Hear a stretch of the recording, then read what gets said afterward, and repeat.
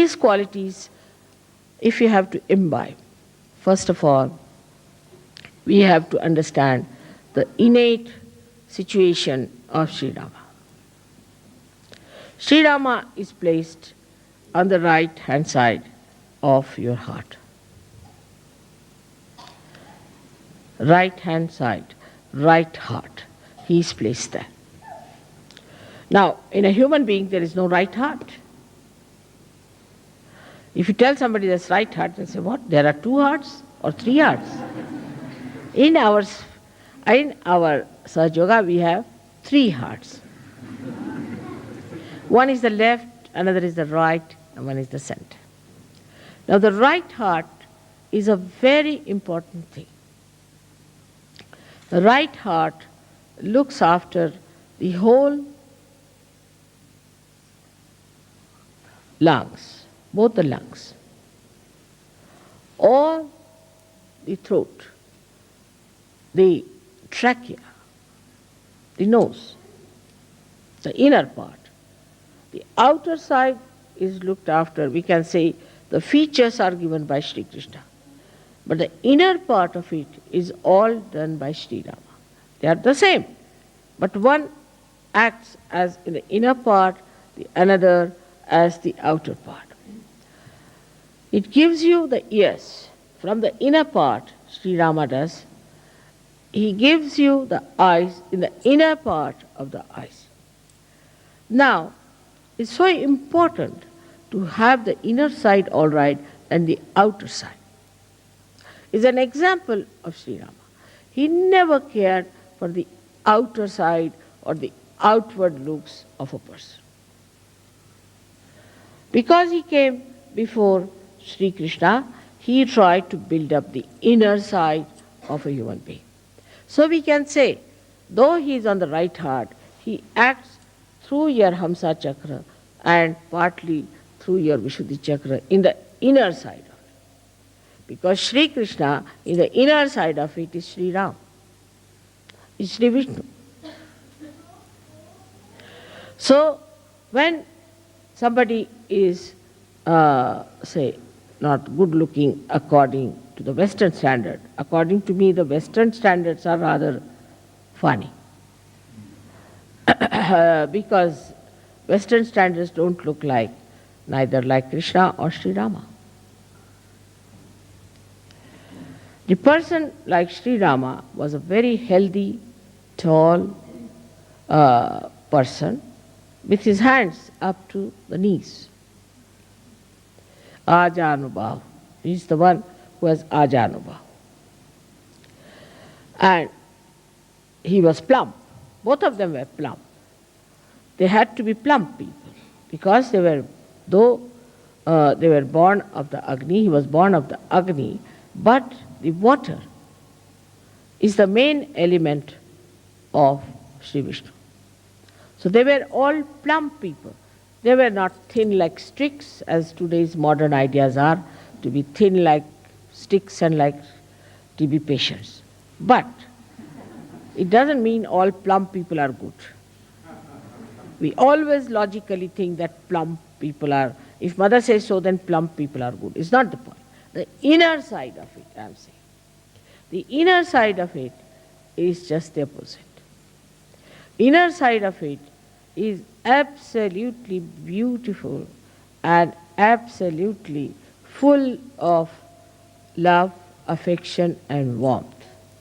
A person who doesn't have these things is a sign of a person who is not a Sahaja, first of all. A person who is very loud, talks loudly, speaks loudly, laughs at wrong places, must be half mad, but cannot be a Sahaja. See, the softness of Sri Rama goes to the extremes where I call the Sankocha, the formality, the formal. But it is in English language, formal is not the word, Sankoch. He was once, when he was fighting Ravana,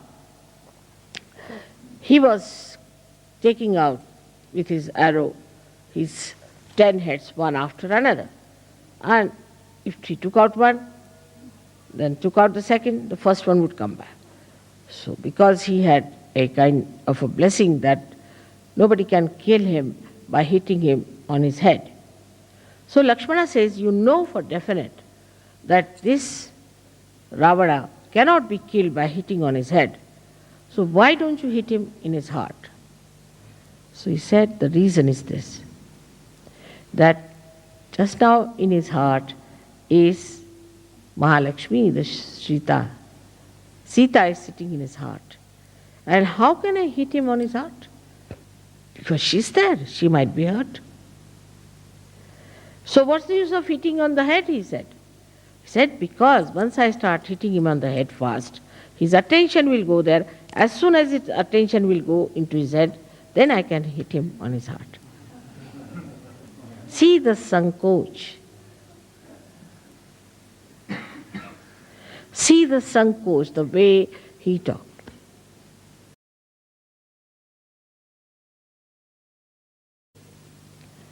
Now, when it went ahead with it in his character, which was so beautiful, that you find he was such a consistent person. Whatever he said, all the life he carried that. For example, he said, I am the one who believes in one wife. Ekapatni Vrat. Now he had a very nice wife, no doubt, very beautiful wife, but she had gone to Ravana and he was left alone. When they wanted to start a kind of a yajna called as Rajasuya Yajna, which was meant to be the conquering the whole world. Then they asked him, you have to marry because you have to have your wife. They said, no, I can't marry because nobody could be like my wife and I can't marry. I can forego this kind of a yajna, but I can't marry again. So then they said, all right, there's only one thing you can do is to make a statue of Sita in gold. And you have to use her, that statue, as a wife representing. He said, that I will agree. He took away all his ornaments, everything, and made that statue, and he did this again. So whatever he said, he followed thoroughly. In his dharma, he was perfect. Another incident is that when Sita was lost, he never slept. He never slept on a bed, always on the Mother Earth. Never slept on a bed, always on the Mother Earth. The pain he had of his wife is very well described by all the poets of India. And when Sita left him ultimately, in a very mysterious way, she just disappeared in the Mother Earth, because Mother Earth had given her birth. So she disappeared into Mother Earth. Then Sri Rama became absolutely lost and he jumped in the river Sharayu and disappeared in the water element from where he had come. Now this man had to give up his wife. In these contrasts, you can see the wave rising and falling of a personality. The society in which he lived, the state which he ruled, had an objection for a wife who had lived with Ravana. And the public started talking about it. So as a good king, he just decided that his wife should be left forever. And then he sent her on a beautiful chariot with his prime minister and his brother Lakshmana, who took her down and left her, told her this is what has happened, and that Sri Rama has asked her to take you down to the ashram of Valmiki. As a result of that, she got very upset. And she said, she was Adi Shakti, so she doesn't have to bother. She said, you just leave me here. Very self-respecting person. She didn't say, no, no, no, no, I'll come to him, or I'll sue him, I'll go in the courts, get all his money, how dare he throw me out. Nothing of the kind.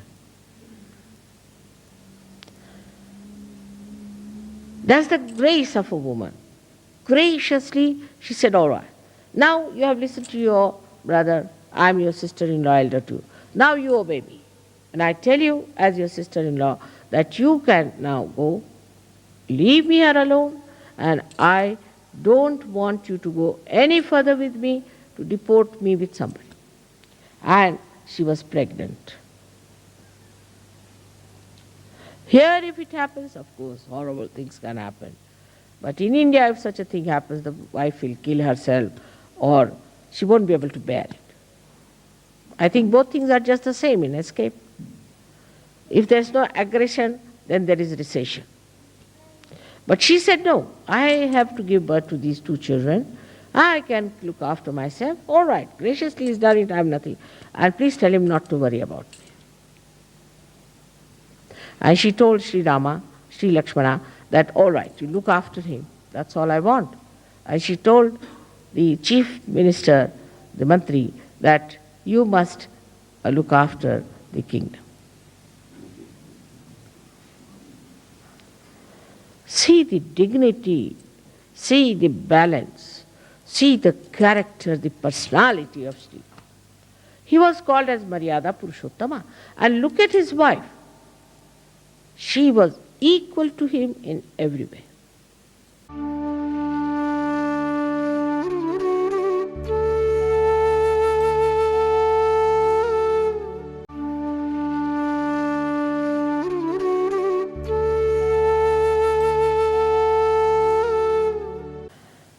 Sri Rama's birth and all that are brought forth by the Agni, the fire.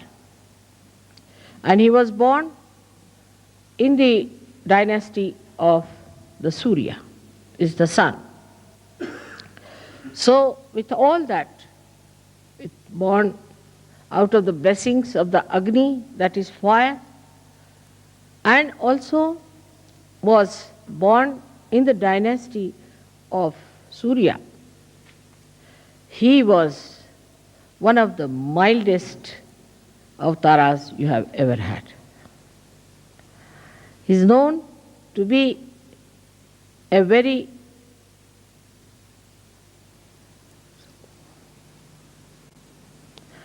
English language, formal person, in the sense, sankoch, that he would go to any extent to bear upon himself the problems than to tell others to do something.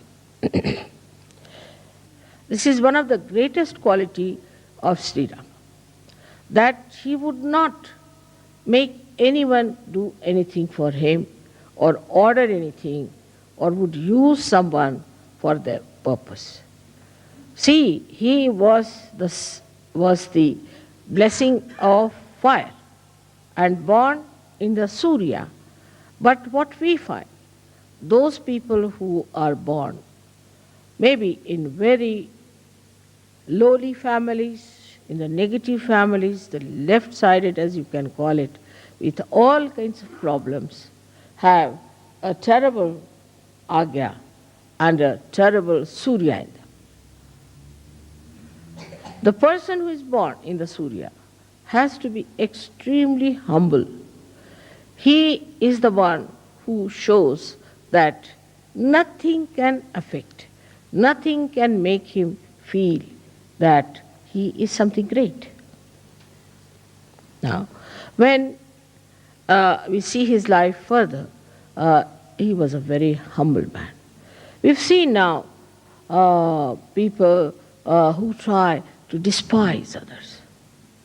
I don't like you. I don't like. It's not good. It's very difficult. is a sign that such a person is extremely low in character, has no character at all but is low in character. Anybody who has any character is shown by the tolerance he has of other people. Intolerance is a sign of a person who is extremely egoistical and is vain, this vanity. Sri Rama was so much loved by the people where he ruled in that state, and he had the most beautiful wife of the most venerated father Janaka, and who was the beloved son of his father. But he was such an humble man, that in all his character you see the beauty. Like he was going by a little boat when he went for his exile. And the one who was taking him was an ordinary boatman. And the boatman was feeling very much upset that he's sitting before the king of Ayodhya and he doesn't have proper clothes. So Sri Rama, who was himself was wearing nothing but valkalas, are the clothes which are worn by the village people or worn by the people who live in the primitive areas, only kind of leaves that they have. He had to wear that because his mother, the stepmother, asked for that kind of a boon from the father. And then Sri Rama just told him, "Why are you worried? I'm wearing this, I'm no more a king. I'm sitting before you like this. You should be quite comforted. And I really don't know how to steer the boat, while you know how to steer the boat. So why should you be worried?" Like that, he kept even the people who we would call as low in society at a very high pedestal. Which shows that he respected human beings. He himself is called as Maryada Purushottama. Means he was the one who knew how far to go with someone, Maryada. How to talk to someone, how to approach someone. While we find people who misbehave, even with their husbands, with their wives, with their children, with everyone, and also outside they are about to jump on others. That's absolutely against Rama. It's like Ravana. Even Ravana was not like this. He was also of not that nature. Because he had certain dharmas within him. He was a realized soul, but he had become a Rakshasa because he became arrogant. But even his arrogance cannot be matched with many modern people and modern girls and men that I hear and see, that it is surprising they have really surpassed Ravana. Ravana only had 10 heads, but sometimes I feel that the modern men might have, or the women especially, might have 108 heads. The arrogance, the amount of expression of hatred is so ridiculous and makes a person look so useless. But I see such people very common, and in Sahaja Yoga also they crawl somehow. Actually, such people are absolutely despised by God Almighty. You go further with his life. See, he went and into the village where a very old woman who was belonging to the primitive class of Bhils had very few teeth, and she brought some fruits, little fruits we call as pear. And she brought and gave it to him. That's Sri Ram. You see, I have got these for you. I don't have anything else. And these, I've tested all of them. Actually, in India, if you put in the mouth, it is uttishta. Nobody will touch it. But she says, I've tested all of them by piercing my teeth into it, and I've seen that none of them are sour. Sri Rama didn't like sour fruits, she knew. So none of them are sour, and you can have them. I mean, in a way, if it is done to somebody in the West, they will hit you hard. Immediately, Sri Rama rushed forward and took the bears from her hand, kissed her hands, said, all right, I'm going to have them. With such enthusiasm, he ate them. So Lakshmana was a little angry at that lady.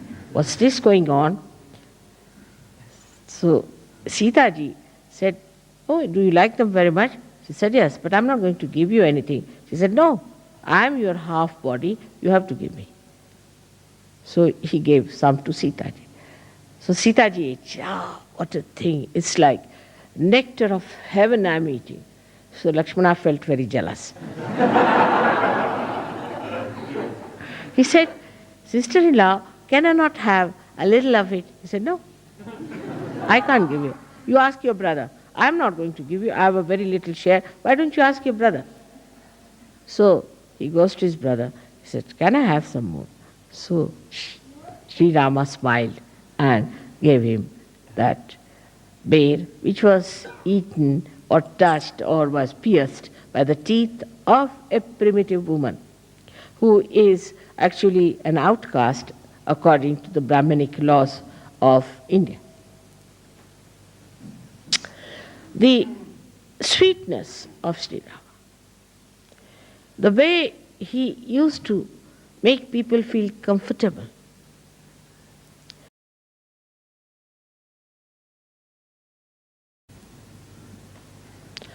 What has he done to our centered heart is the greatest thing, that he has given you a fatherhood within yourself. Because Sri Rama represents the fatherhood. Now, what sort of a father you are, you have to decide. Those people who are not good fathers develop problems of the right heart. Also, those people who are not good husbands also develop the right heart.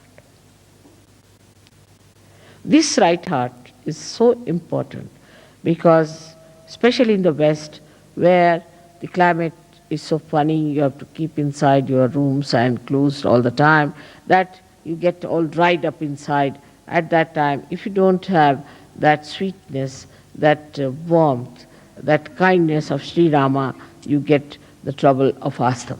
So many people die of asthma in the West. On top of that, you fight with your wives, you treat them, you take away their money, you cheat them in their money, and every way you torture them, then it becomes even worse. So it has something to do with money, in the sense because Sita ji was Sri Lakshmi, and Sita ji was the one who was the power of Sri Rama. So the Sri Lakshmi also gets annoyed with you when you are a bad father or a bad husband. That's why the Griha Lakshmi is very important. But the woman has to be the Griha Lakshmi. She should not be a shrew and then the husband is supposed to be kind to her. Then it's spoiling. That's very bad. The woman has to be a Griha Lakshmi, a beautiful woman with a very sweet nature and talking to her husband in a very Sankoch manner, and also looking after the children, looking after the family, and looking after the guests who come to their house. But if you encourage and run after such women who are no good, means collectively they should be good. If collectively they do not act well, collectively if they are aggressive, collectively if they are tormenting others, then such women should not be encouraged at all. But then Tulsidas says they should be beaten up. Is a thing looks very bad in modern times if somebody says like that, that women should be beaten up in case they have all such qualities which disqualify them from being Griha Lakshmis. Of course, there's no need to beat. But I mean to say that what is it that you have to drive out all these badhas from your women? Very important. Otherwise, if you fall in this activity of keeping your wives on right lines, you might also get a right heart and asthma ultimately. Because your wife and you are part of the society. And the society has certain laws which are very important. There's something like Stri Dharma, there's something like Pati Dharma, there's something like Mata Dharma, Pita Dharma. Everything has a dharma. Those men who torture their wives have very bad heart. In the same way, those who play into the hands of their wives also have a very bad right heart. You have to be in the balance. You are the husband and she's your wife, and both are responsible for keeping a very good family relationship. It's not one-sided. It's not the husband only or the wife, but both of them to be in such a manner that they act according to their nature of woman and man and respect each other, love each other, share everything with each other, and exist in a way that people should see that there are two wheels of a chariot, one on the left, one on the right. There's no imbalance. They are equal but not similar, as I have told many times.